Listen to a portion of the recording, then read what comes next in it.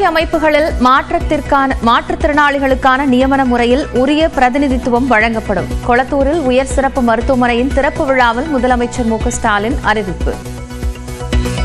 மாற்றுத்திறனாளிகளுக்கு உள்ளாட்சி அமைப்புகளில் வழங்கக்கூடிய பிரதிநிதித்துவம் இதுதான் உண்மையான சமூக நீதி அரசு, பெரியார் அரசு. பாலியல் புகாரில் விசாரணைக்கு இன்று ஆஜராகும்படி சீமான் இல்லத்தில் ஒட்டிய சம்மனை உடனடியாக கிழித்ததால் சர்ச்சை. சம்மனை கிழித்த சுபாகர் மீது 3 பிரிவுகளின் கீழ் வழக்கு பதிவு. சீமானின் வீட்டிற்கு சென்ற நீலாங்கரை காவல் ஆய்வாளர் பிரவீன் ராஜேஷ் மீது தாக்குதல்.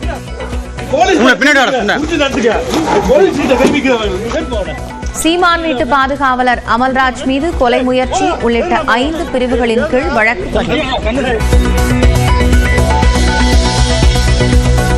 சீமான் வீட்டில் காவல் ஆய்வாளர் மீதான தாக்குதல் மற்றும் சம்மனை கிழித்த விவகாரத்தில் இருவருக்கு மார்ச் 13 வரை நீதிமன்ற காவல். சோழிங்கநல்லூர் குற்றவியல் நடுவர் நீதிமன்ற நீதிபதி கார்த்திகேயன் உத்தரவு.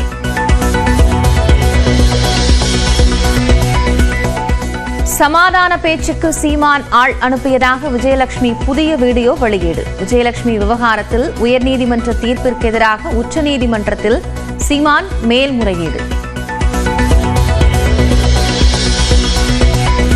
திருவாரூர் மாவட்டத்தின் பல்வேறு இடங்களில் வெளுத்து வாங்கிய கனமழை. சேந்தமங்கலம், மாங்குடி, கமலாபுரம் உள்ளிட்ட பகுதிகளில் வெப்பம் தணிந்து குளிர்ச்சி நிலவியது. கன்னியாகுமரி, தூத்துக்குடி, நெல்லை, தென்காசி, விருதுநகர் மாவட்டங்களில் இன்று கனமழைக்கு வாய்ப்பு. மதுரை, ராமநாதபுரம், புதுக்கோட்டை, சிவகங்கை, தஞ்சாவூர் மாவட்டங்களிலும் மழை பெய்யக்கூடும் என கணிப்பு. தமிழ்நாட்டின் பல்வேறு பகுதிகளில் மயான கொள்ளை திருவிழா கோலாகலம். மயானத்தில் எழுந்தருளிய அம்மனை தரிசனம் செய்த பக்தர்கள்.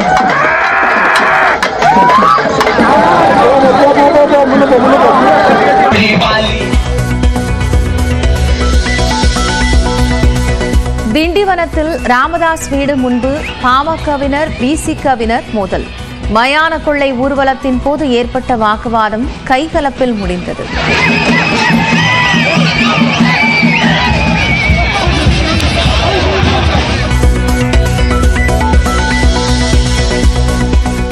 எதிர்க்க முடியாத நிலைக்கு வந்துவிடும் என்பதாலேயே தற்போதே தொகுதி மறுசீரமைப்பு பிரச்சினை குறித்து திமுக பேசுகிறது.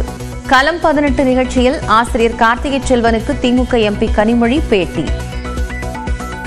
இப்போ பேச விட்டுட்டோம்னா நாளைக்கு எல்லாமே கட்டத்திற்கு அதை யாருமே மாற்ற முடியாத, எதிர்க்க முடியாத ஒரு கட்டத்திற்கு விட்டால், ஏன்னா வரத்துக்கு முன்னாடி நம்ம அந்த பிரச்சனையை எழுப்பி, நீங்க சொன்ன மாதிரி ஏற்கனவே 26 பஞ்சாப் போன்ற மாநிலங்கள் பாதிக்கப்படும், மகாராஷ்டிரா போன்ற மாநிலங்கள் நிச்சயமாக பாதிக்கப்படும். தொகுதி மறுசீரமைப்பு குறித்து உள்துறை அமைச்சர் அமித் ஷா கூறியதில் நம்பகத்தன்மை இல்லை, தவறான தகவல்களை கூறியிருப்பதாகவும் கர்நாடக முதலமைச்சர் சித்தராமையா குற்றச்சாட்டு. போராட்டத்தில் ஈடுபட்டுள்ள ராமேஸ்வரம் மீனவர்களுடன் அதிகாரிகள் நடத்திய பேச்சுவார்த்தை தோல்வி. இலங்கை கடற்படையின் கைது நடவடிக்கையை கண்டித்து திட்டமிட்டபடி இன்று உண்ணாவிரதம் மேற்கொள்ளப் போவதாக மீனவர்கள் அறிவிப்பு. ராசிபுரத்தில் 9ஆம் வகுப்பு மாணவரை பள்ளியில் அடித்துக் கொன்றதாக சக மாணவர் கைது. பிரேத பரிசோதனைக்கு பின் மாணவரின் உடல் பெற்றோரிடம் ஒப்படைப்பு. செபி அமைப்பின் புதிய தலைவராக துஹின் காந்த பாண்டே நியமனம். 3 ஆண்டுகளுக்கு பதவியில் தொடர்வார் என அறிவிப்பு.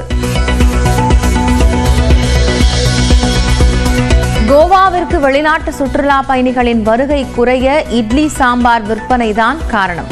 பாஜக எம்எல்ஏ மைக்கேல் சர்ச்சை பேச்சு. கிரிப்டோ கரன்சி மோசடி குற்றவாளிகள் கைது செய்யப்பட்ட விவகாரம். பிரபல நடிகைகளான தமன்னா, காஜல் அகர்வாலுக்கு சம்மன் அனுப்ப புதுச்சேரி இணையவழி குற்றப்பிரிவு காவல்துறை முடிவு. சாம்பியன்ஸ் கோப்பை கிரிக்கெட் தொடரில் அரையிறுதிக்கு முன்னேறுமா ஆப்கானிஸ்தான்? இன்று நடைபெறும் முக்கிய லீக் ஆட்டத்தில் ஆஸ்திரேலியாவுடன் பலப்பரீட்சை. அமெரிக்க அதிபர் டொனால்டு டிரம்பை இன்று சந்திக்கிறார் யுக்ரைன் அதிபர் ஜெலன்ஸ்கி. யுக்ரைனின் கனிம வளங்களை பங்கிட்டுக் கொள்வது தொடர்பாக ஒப்பந்தம் கையெழுத்தாக வாய்ப்பு.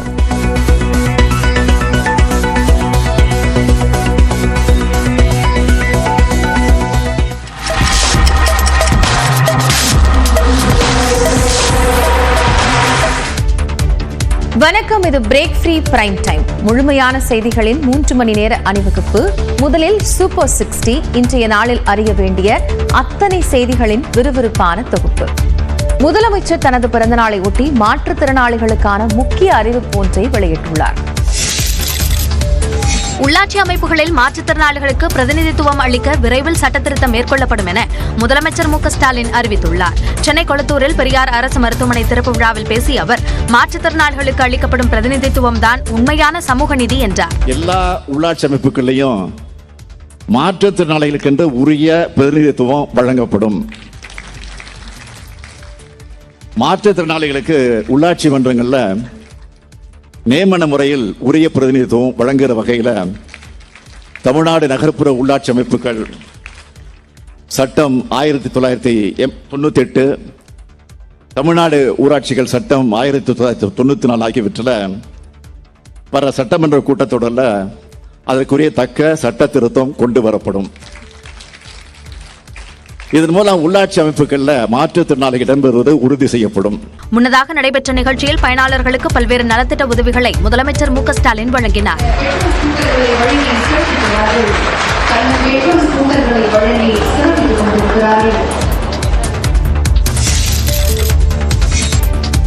வடசென்னை மக்களின் உயிர்காக்கும் மருத்துவமனையாக பெரியார் மருத்துவமனை இருக்கும் என்று முதலமைச்சர் மு க ஸ்டாலின் தெரிவித்துள்ளார்.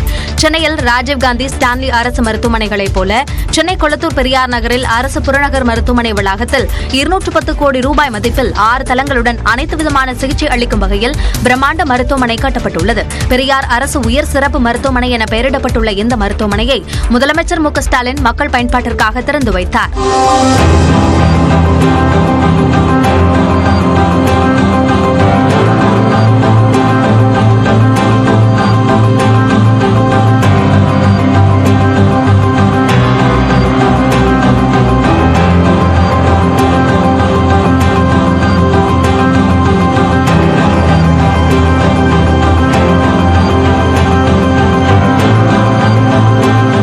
தொடர்ந்து உரையாற்றிய முதலமைச்சர் மு க ஸ்டாலின், குடும்பத்தில் ஒருவரை பார்ப்பது போல நோயாளிகளை பார்த்துக் கொள்ள வேண்டும் என்று மருத்துவர்கள் மற்றும் செவிலியர்களுக்கு அறிவுரை வழங்கினார்.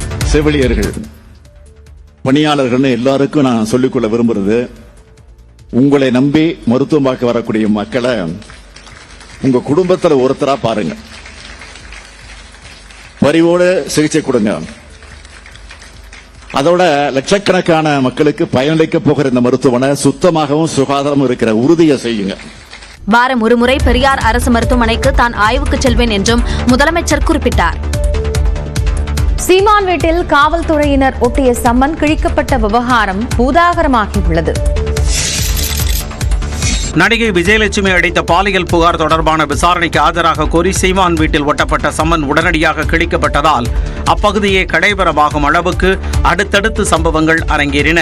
விஜயலட்சுமி கொடுத்த புகாரின் அடிப்படையில் சீமான் மீது வழக்கு பதிவு செய்யப்பட்டுள்ள நிலையில் சீமான் வெள்ளிக்கிழமை காலை 11 மணிக்கு விசாரணைக்கு ஆஜராக கோரி அவரது வீட்டில் காவலர்கள் சம்மன் ஒட்டினர். ஆனால் அடுத்த சில நொடிகளில் சீமானின் ஆதரவாளர் சம்மனை கிழித்தெறிந்தார்.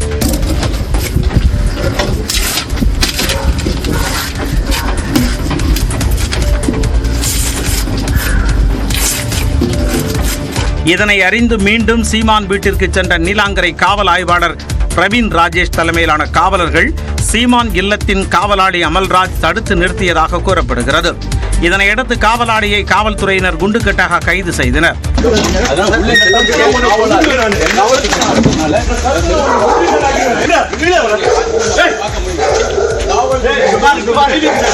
உங்களை பின்னாடி வர சொன்னேன்.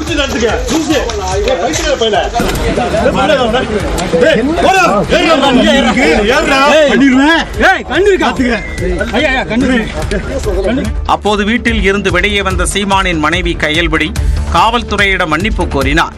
இதனைத் தொடர்ந்து சம்மனை கிழித்த சுபாகரையும் காவல்துறையினர் கைது செய்தனர்.